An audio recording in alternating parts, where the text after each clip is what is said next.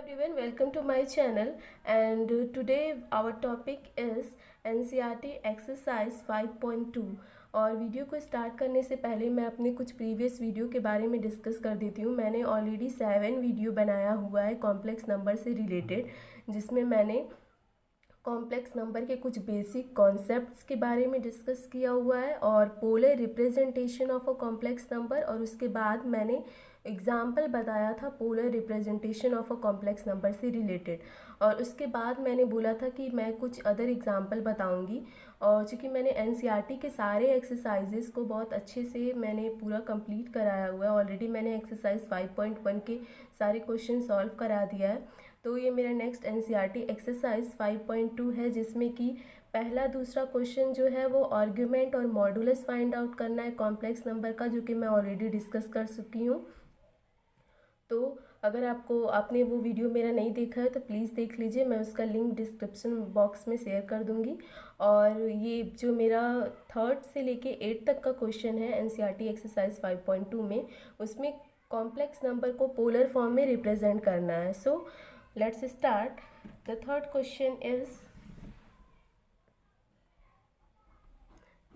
Question is I minus I, इसका ये हमारा गिवन एक कॉम्प्लेक्स नंबर है। Let this I know we express the complex number by general form as z, so z equal to 1 minus I is a complex number. So the question is that we have to express this complex number in polar form. So how to start? Let z equal to r cos theta plus I sin theta. Let this be equation 1, which is nothing but the general form of a complex number in polar form. मैंने अपने previous video में polar representation के लिए एक general formula दिया था। उस फार्मूले में मैंने बताया था कि किसी भी कॉम्प्लेक्स नंबर को जनरल फॉर्म में पोलर फॉर्म में एक्सप्रेस करने के लिए जो फार्मूला होता है वो आर होता है, r with in bracket cos theta plus i sine theta. ठीक है, तो हमें इस एक्सप्रेशन को देख के ये पता चल रहा है कि हमें इस गिवन कॉम्प्लेक्स नंबर से हमें क्या क्या वैल्यू फाइंड आउट करना है। आर की वैल्यू फाइंड आउट करना है और थीटा की वैल्यू फाइंड आउट करना है। ठीक है, तो इसके लिए हम लोग क्या करेंगे, सबसे पहले जो हमारा क्वेश्चन गिवन है तो वहाँ से हम लोग क्या करेंगे, आर की वैल्यू डिटरमाइन करेंगे। तो इस हमारे जो गिवन क्वेश्चन से और इस एक्सप्रेशन से हम लोग कंपेयर करेंगे। सो आप इसे भी गिवन क्वेश्चन को स्टार सपोज कर सकते हो, आप दोबारा भी इसे लिख सकते हो एक लाइन बना के, given z equal to 1 minus i and let this equation be star. So the next is on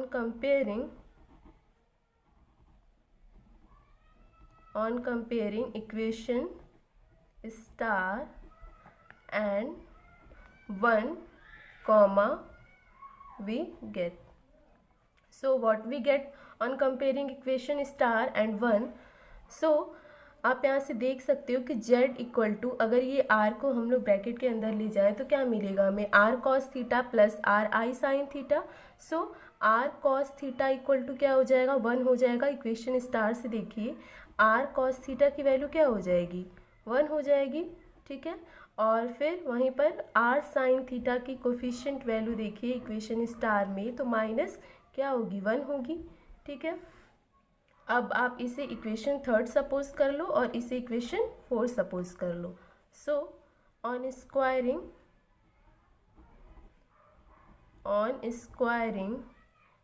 and adding equation 3rd and 4 comma we get. So what we get on squaring equation 3rd and 4, r square हो जाएगा cos square theta equal to 1 और ये r square sine square theta equal to 1 हो जाएगा। अब हमें क्या करना है, स्क्वायर करने के बाद ऐड भी करना है। सो आप यहाँ पर r स्क्वायर ऐड करोगे तो यहाँ पर r स्क्वायर कॉमन हो जाएगा और ये cos square theta plus sine square theta, cos square theta plus sine square theta, और ये 1 हो जाएगा और इसे हम लोग स्क्वायर करके ऐड कर रहे हैं तो ये निगेटिव वैल्यू पॉजिटिव हो जाएगी। सो क्या हो जाएगा यहाँ पर +1। और and we know that cos square theta plus sine square theta क्या होता है, 1 होता है। तो आर स्क्वायर और ये 1 = 2। सो आर = √2। ये आ गया, आर की वैल्यू कितनी आई, √2। ठीक है। सो हमें एक वैल्यू मिल गई r = √2। Let this be question 4। अब हमें क्या फाइंड आउट करना है, थीटा की वैल्यू फाइंड आउट करना है। तो अगर आपने पिछली वीडियो मेरी देखी होगी तो मैंने उसमें एक फॉर्मूला बताया था जिसका मैंने हेडिंग बताया था argument of a complex number, और उसके लिए एक जनरल फार्मूला भी दिया था tan थीटा = y/x। जब हमारा कॉम्प्लेक्स नंबर एक कोई गिवन कॉम्प्लेक्स नंबर था जो कि x + iy के फॉर्म में था, तो उसमें आर्ग्यूमेंट फाइंड आउट करने के लिए एक फार्मूला बताया था tan थीटा = y/x। अगर आपने वो वीडियो नहीं देखा है तो प्लीज़ इसे देख लीजिएगा, मैंने एक फार्मूला बताया था। फिर उसके बाद यहाँ पर हम लोग थीटा और tan को इस साइड में लेके जाएंगे तो tan इनवर्स हो जाएगा, tan इनवर्स y/x हो जाएगा। ठीक है, ये एक जनरल फार्मूला था क्या फाइंड आउट करने के लिए, argument of a complex number find out करने के लिए। सो इस क्वेश्चन में आप देखिए तो y की वैल्यू यहाँ पर देखिए, इस जो यहाँ पर मैंने z = x + iy लिखा हुआ है, तो वहीं से इस यहाँ पर इक्वेशन को आप कंपेयर करोगे तो x की वैल्यू कितनी होगी, 1 होगी, और y की वैल्यू कितनी होगी, -1 होगी। सो यहाँ पर क्या हमें मिल जाएगा, थीटा या फिर tan थीटा ही लिख लो, उसके बाद उसका इन्वर्स ले लेंगे हम लोग। tan थीटा की वैल्यू क्या हम लोग पता किया था, y की वैल्यू -1 था और x की वैल्यू 1। सो tan थीटा = कितना आया, -1 आया। ठीक है, सो थीटा = tan इनवर्स -1। ठीक है, तो tan थीटा की हमें वैल्यू क्या मिली, -1 मिली। और यहाँ पर हम लोग जानते हैं कि जो tan में अगर निगेटिव कोई फार्मूला होता है, अगर tan -थीटा होता है तो माइनस बाहर आ जाता है, तो tan इनवर्स -1 होगा। ट्रिग्नोमेट्री फार्मूला अगर आपको पता होगा तो इसका फार्मूला यही होता है, अगर tan और ब्रैकेट में अगर -थीटा हो तो उसका फार्मूला जो होता है वो -tan थीटा होता है। ठीक है, तो यहाँ पर हमारा निगेटिव जो होगा बाहर आ जाएगा। और tan इनवर्स की कौन सी वैल्यू की जो होती है ट्रिग्नोमेट्री फार्मूला एंगल, वो 1 आता है, तो π/4 45 डिग्री की वैल्यू जो होती है वो कितनी होती है, 1 होती है। सो -tan इनवर्स 10 π/4, हमारी जो π/4 की वैल्यू होती है वो कितनी होती है, 1 होती है। सो थीटा = कितना हमें मिल गया, -π/4। तो हमें दोनों वैल्यू मिल गई, यहाँ से r की भी वैल्यू मिल गई और थीटा की भी वैल्यू मिल गई। तो आप इसे क्या मान लोगे, इक्वेशन 5 मान लो। ठीक है, अब हमारा नेक्स्ट क्या होगा, यहाँ पर देखिए दो चीज़ हमें मिला, एक तो हमें r की वैल्यू मिली, यहाँ पर देखिए r की वैल्यू मिली √2, और दूसरा एक थीटा की वैल्यू मिली हमें -π/4। सो using equation 4 and 5, using equation 4 and 5, सो इस इक्वेशन यहाँ पर देखिए 4 और 5 को हमें किस में यूज़ करना है, ये जो हमारा पोलर फॉर्म है कॉम्प्लेक्स नंबर का, हमने उसे क्या माना है, इक्वेशन 1 माना है। सो हम लोग क्या लिखेंगे यहाँ पर, using equation 4 and 5 in equation 1, we get, so what we get, z = r की वैल्यू कितनी मिली थी, √2 मिली थी, और थीटा की वैल्यू क्या मिली थी, -π/4 प्लस i साइन, और यहाँ पर भी हो जाएगा -π/4। ये हमारा जो हो गया वो कॉम्प्लेक्स नंबर का, जो हमारा गिवन कॉम्प्लेक्स नंबर था यहाँ पर z = 1 - i, इसका पोलर फॉर्म हो गया। ठीक है, इसका पोलर फॉर्म आया √2 cos -π/4 प्लस i sin -π/4। सो ये हमें तो ये एक एक्सप्रेशन मिल गया इसका, ठीक है, थियोरेटिकल पार्ट। और अगर हमें इसे एक ग्राफ से एक्सप्रेस करना हो, मैंने अपने polar representation of a complex number का जो वीडियो बनाया हुआ है उसमें मैंने बहुत अच्छे से ग्राफिकल रिप्रेजेंटेशन भी बताया है कॉम्प्लेक्स नंबर का, ठीक है। तो अब हम जो वैल्यू फाइंड आउट किए हुए हैं, जो हमारा गिवन कॉम्प्लेक्स नंबर है, उसका अब हम लोग क्या पढ़ेंगे, ग्राफिकल रिप्रेजेंटेशन पढ़ेंगे। सो आवर हेडिंग इज, इसी क्वेश्चन में हमें सिर्फ क्या करना है कि ग्राफिकल रिप्रेजेंटेशन करना है, ठीक है।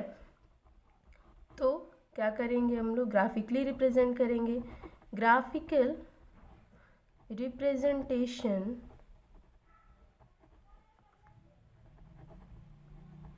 Of complex number.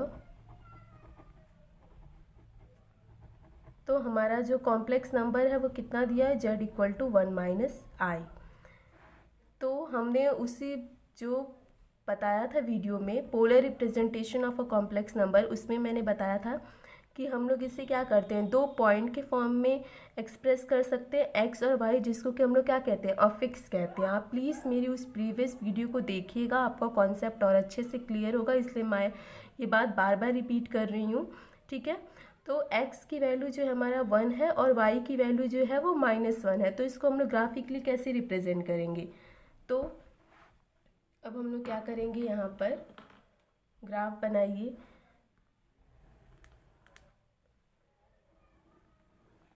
तो ये हमारा x है, इसको x डैश मान लो, ये हमारा y है, ये y एक्सिस है, y डैश है, ठीक है। तो ये हमारा जो x एक्सिस होता है इसको हम लोग रियल एक्सिस कहते हैं, ये हमारा y एक्सिस जो होता है इसको इमेजिनरी एक्सिस कहते हैं। अब हमें क्या दिया हुआ है, x की वैल्यू 1 दी हुई है और y की वैल्यू -1 दी हुई है, ठीक है। तो इसका मतलब क्या, हमारा जो पॉइंट होगा, ये वाला पॉइंट, वो तो x की वैल्यू पॉजिटिव वाले डायरेक्शन में ही होगा, बट हमें क्या मिल रहा है, y निगेटिव मिल रहा है, ठीक है। तो इसी डायरेक्शन में हमारा जो पॉइंट होगा वो इधर साइड में होगा, ये 1 होगा और ये -1, जो कि ये x की वैल्यू को रिप्रेजेंट कर रहा है, ये y की वैल्यू को रिप्रेजेंट कर रहा है, और ये हमारा एंगल जो है वो निगेटिव डायरेक्शन में आ रहा है, जो कि थीटा है, ठीक है। और ये हमारा ओरिजिन है, ठीक है। तो देखिए हमने ये पॉइंट जो है वो कैसे डिटरमाइन किया, ये ग्राफिकल रिप्रेजेंटेशन जो है वो नथिंग, बस यहाँ पर क्या है कि कॉम्प्लेक्स नंबर जो हमारा गिवन है वहाँ से हम लोग सिंपली अफिक्स की वैल्यू निकालेंगे। अफिक्स क्या है, हमारा पॉइंट x और y है, ठीक है। अब इसे हम लोग सिंपली, जिस तरह से हम लोग कार्टेशियन कोऑर्डिनेट ड्रॉ करते हैं उस तरह से सिंपली ड्रॉ करेंगे और इस पॉइंट को एक्सप्रेस करेंगे। और जो हमारा NCERT एक्सरसाइज 5.2 है, बाकी सारे क्वेश्चंस जो हैं वो सिंपली बस इसी पे बेस्ड है। मैंने ऑलरेडी एक एग्जाम्पल बताया था, example based on polar representation of a complex number, और दूसरा NCERT एक्सरसाइज 5.2 में भी एक क्वेश्चन दिया हुआ था, वो भी मैंने बताया, बहुत अच्छे से एक्सप्रेस किया इसको भी। सो मैंने ऑलरेडी 2 क्वेश्चन इससे रिलेटेड बताया हुआ है और बाकी सारे क्वेश्चन इसी से रिलेटेड है। अगर आपको फिर भी सॉल्व करने में कोई प्रॉब्लम होगी या आंसर सॉल्यूशन नहीं आएगा तो आप इसे कमेंट बॉक्स में पूछ सकते हो, ठीक है। और मेरी आपसे रिक्वेस्ट है कि प्लीज़ वीडियो को लाइक, सब्सक्राइब और ज़्यादा से ज़्यादा शेयर करिए, बिकॉज इससे मेरा मोटिवेशन बना रहता है वीडियो नई अपलोड करने के लिए। और एक चीज़ और कि अगर आप मैथ से BSc, MSc या हायर स्टडी करना चाहते हो तो प्लीज़ ये सारे जो कॉन्सेप्ट्स मैं बता रही हूँ कॉम्प्लेक्स नंबर से रिलेटेड, वो आई नो कि एकेडमिक लेवल में सिर्फ और सिर्फ सॉल्यूशन ज़्यादा मैटर करता है, आपको सॉल्विंग पार्ट ज़्यादा मैटर करता है, आपको थियोरेटिकल पे ज़्यादा फोकस नहीं करना होता है, ओके।